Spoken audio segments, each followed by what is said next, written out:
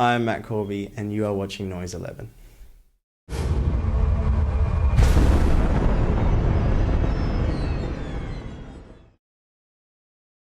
Welcome to Noise 11. We're here with Matt Corby. Welcome, man. Thank you. Thank you for having me. Always. Anytime. Oh, good.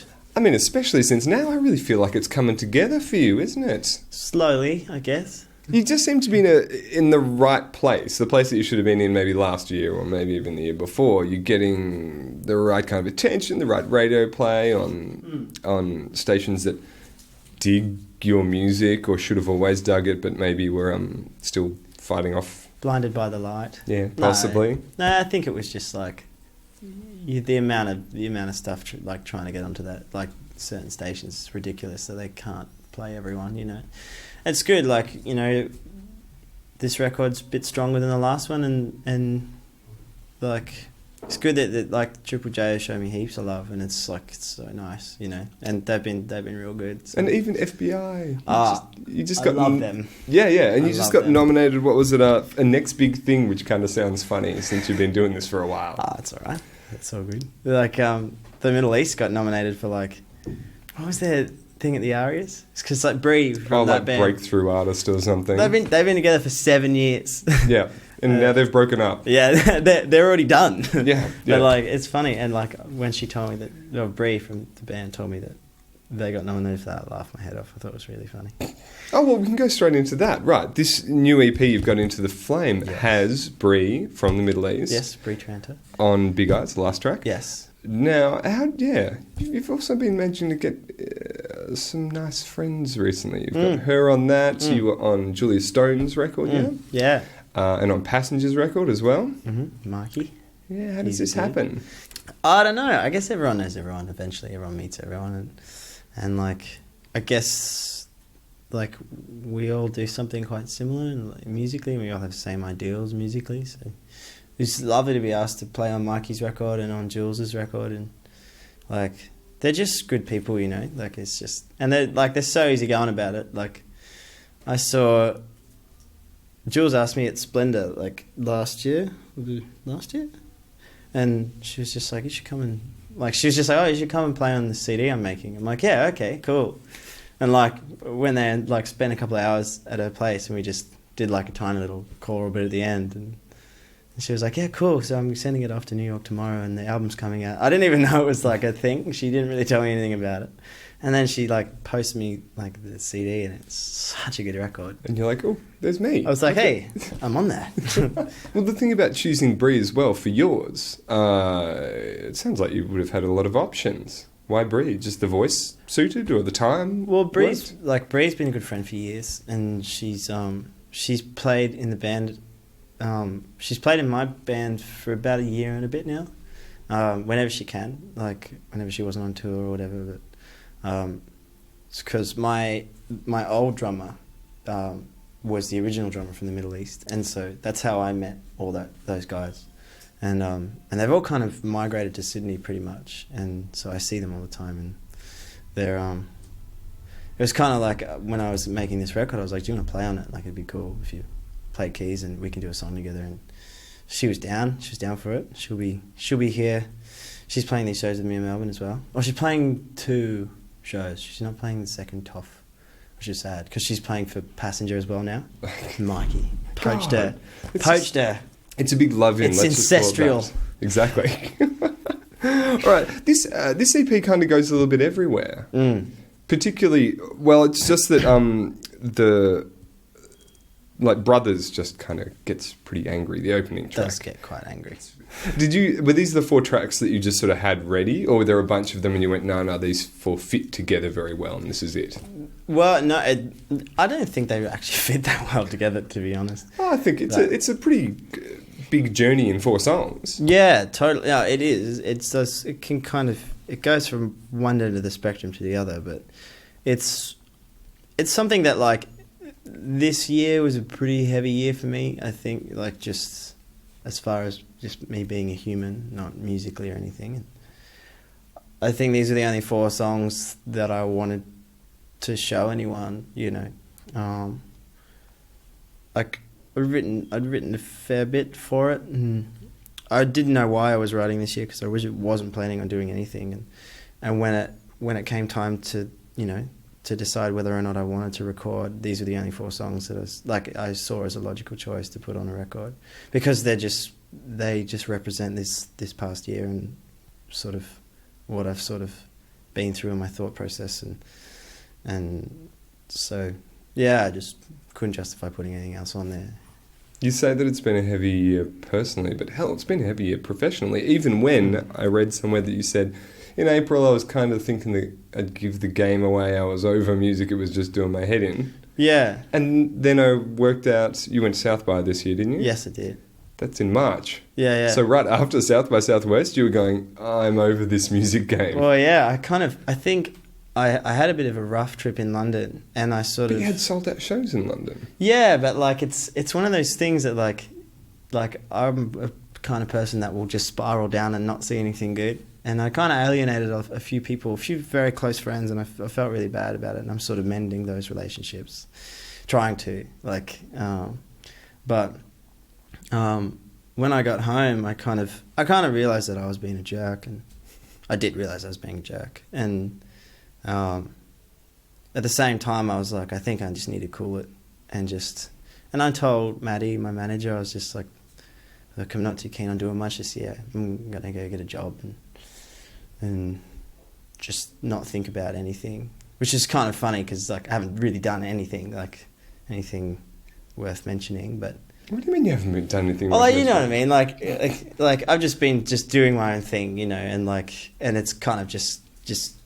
cruising around, which is fine, and I really enjoy it. But it's funny going like, oh, I'm over it. Well, like, mate, like you haven't really done much, you never stopped. I was looking at this year and I was thinking, my God, and all of the Secret Garden shows and new EP and booking things, and I know that it's coming towards the end of the year, but it seems like you've had a hell of a busy musical year. Yeah. Well, the garden shows were supposed to be just a little thing to keep me playing, because I never wanted to stop. This is an incredibly cool idea. Can you kind of explain it a bit more about how it came together and how they work? Because I think I saw a poster with Secret Garden shows, but I didn't quite work out what the reality was of it.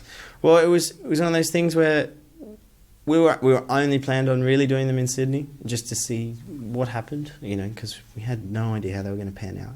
This is shows where you basically just find not even a venue, like a backyard or a park or something, and people email you to come. Yeah, and it's but the way that we did it was like just put it out there, like if anyone wants to host a show at their house, let me know. And we had a few people put their names forward, which was kind of surprising at first, because I was wondering why they were so keen on having 100 strangers in their backyard. But I think everyone just really fell in love with the concept, and the nights themselves were all so different and so beautiful, and it's just it's really raw and it's really personable, and it just brings music back to its original form, which was supposed to be the reason behind music is to bring people together, and it's exactly what these shows did. And for those 3 or 4 hours in someone's garden, people actually put down their fucking iPhones and actually started talking to someone next to them, which I think is an amazing thing, because people do tend to segregate themselves nowadays with technology, and everyone's on some sort of social forum, but they're actually not socializing, and it's really interesting because there's someone right there, but you're giving them a dirty look because, they're talking loudly to one of their friends on the phone or whatever. It's just interesting, and... Yeah, I guess it'd get people to join in together, because it's almost like a party, you're all in this together, whereas if you go to a venue, everyone's coming from disparate places, and they're like, and this is my night and I'm going to have fun, and totally. You're using your iPhone or you're talking while I'm trying to listen or something. But I suppose, if everyone's sitting cross-legged with a goon bag next to them, there's a reason to talk to the person next to them. Exactly. And it just, there was just these little communities just for a few hours that of people that didn't know anyone else there. People would come from and the major cities were more interesting than the rural towns, because in rural towns a lot of people kind of know everyone else. Everyone kind of knows everyone, which is kind of cool. But so that was more like everyone's getting together for something, like as a group. But in cities, it was like people were like, oh, like, you know, there's a secret garden show at this person's house. Oh, like me and 2 friends are going to go. And they'd go and, you know, they'd be a little pockets of 3 or 4 friends together, which would then end up like, it would end up becoming this thing where they would end up, you know, talking to some people that they would have never met. And it's just like, it was just interesting because like you'd see that some kids would rock up and they'd be real cool and like, oh, just gonna go smoke, and you're like, yeah, cool. But then you'd end up seeing at the end of the night having a conversation with someone they didn't know, and you're like, that's kind of cool. Like I really like that because it's bringing someone outside of their own little bubble, which is quite an important thing. Yeah, it's going to be hard to go back to regular shows now, isn't it? Where everyone's you're facing the front and you're. It was quite weird. I've done one proper gig since the garden shows, and it was, I sort of had to go back into like oh, I'm got to be a pro here performer mode, yeah. And like when I first got on stage, it was at the Oxford Arts Factory in Sydney, which is kind of it's a cool venue, you know, and which you sold out, mind you. Yeah, which was really, and that was kind of scary. It's like 500 people just like all crammed in together, just gone, like looking at you real weird. And at the start of the gig, I was like, oh, you know, I just put on my music face and just went out there and just did what I had to do. And by the end of it, I was like, I kind of just remember that it's like, this should just be like it always has been this last couple of months, where there's people in here together. And someone made me, from a garden show, someone made me this cob loaf and bring it to the show, like, oh, you know, for backstage or whatever. And I told my tech, I was like, go get that cob loaf.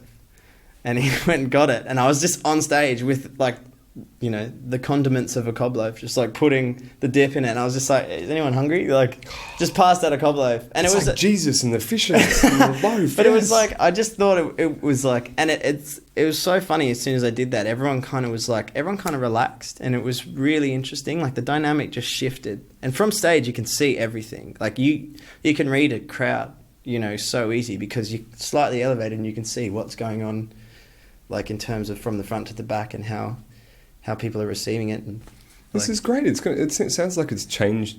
It's going to change all of your future gigs now. This little experiment. Well, it depends on how much cob loaf I can make, or how much you can convince people to bring. That's right. Yeah. But okay. I can't always rely on other people to make me cob loaf.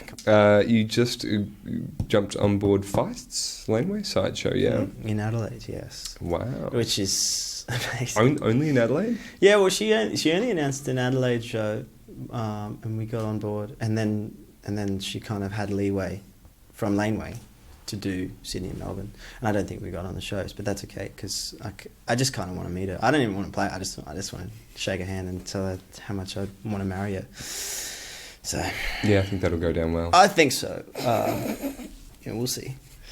Yeah. Well, I'm kind of curious. You did the road trip for this as well, like basically just driving all around the place. And I noticed something about morale is pretty good, you said in one of the videos. Morale is high. Yeah, and I'm wondering how you manipulate morale during a tour. As in, if it's going to, like, do you work out after a while, like, this is going, if I do this, it's going to all go downhill, or, okay, now everyone's shitty at each other, how do I fix it, and how do I get everyone happy again? The good thing was about that tour is that I took, like, 3 of my very best friends along with me, and they're like the cruisiest people in the world. Like they really, like, nothing phases them, you know. And that comment when I said, I remember, I know exactly what you're talking about. Because you hadn't slept or something. It was first thing in the morning. You were still driving. We drove like 12 and a half hours to Mackay through the night to play our first show. Where we hadn't played a show yet, and like we just got to Queensland. And I'd spent a couple of days there, which was great because I was really relaxed, and we'd been, you know, surfing and just drinking coffee, and it was so funny. And reality struck so quick as soon as we were about 5 hours down the road going, it's 2:00 in the morning, and there's fog, and there's kangaroos, and there's trucks, and I'm driving a car that I've never driven before, and this sucks, man. this is the first that we haven't even played a show, and it was so interesting. But the funny thing is, every time we got to a point where we were just like, I'm over it, we'd rock up to a house and there'd be a group of people there that would just save us, and you know, you'd start talking to these amazing people from, you know, some remote town in Victoria, or, you know, Mackay or wherever you were, and you'd just like, your soul would just be like, oh, because they'd see you and they're like, thank you so much for coming to our town, like, it's, why are you here? And I'm like, oh, I'm playing music, you know.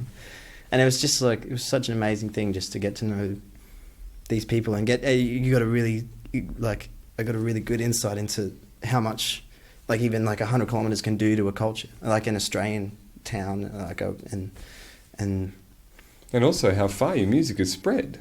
Yeah, totally. It's very interesting. It's like, because I've never been to these towns before, but there was still, you know, 50 or 60 people from a small town that have been like, dude, I really like your music. I'm like, do you even have internet out here? Yeah, like, it's like, my music. Yeah, it's like, what? How do you live? But we went to some beautiful places that, you know, I wouldn't know they existed if I didn't go there. This seems like a bit of a stupid question, but I have to ask it. You just put out an EP, but hey, album, when is it? Oh, big question. It's the only question I'm paid to ask, actually. Really? Yeah, when's the next album? I need to do it, man. I see. Well, there's a few things happening next year. An album will be one of them, which will be very late next year, but we're going to do some interesting things that I'm not allowed to talk about. Okay. But I'm very excited about them. And it has it has things to do with recording. So, yeah. So as far as recording next year, I'll be very busy, which is exciting because I'm never really that busy with recording because I've only to date released very small bodies of work, and within the space of like 8 or 9 to 12 months, you know, in between. So it's, yeah, next year I think I'll be run off my feet with some recording things, but it'll be good. All right. We're happy to hear it. Okay. Well, thank you very much for coming in. It's my pleasure.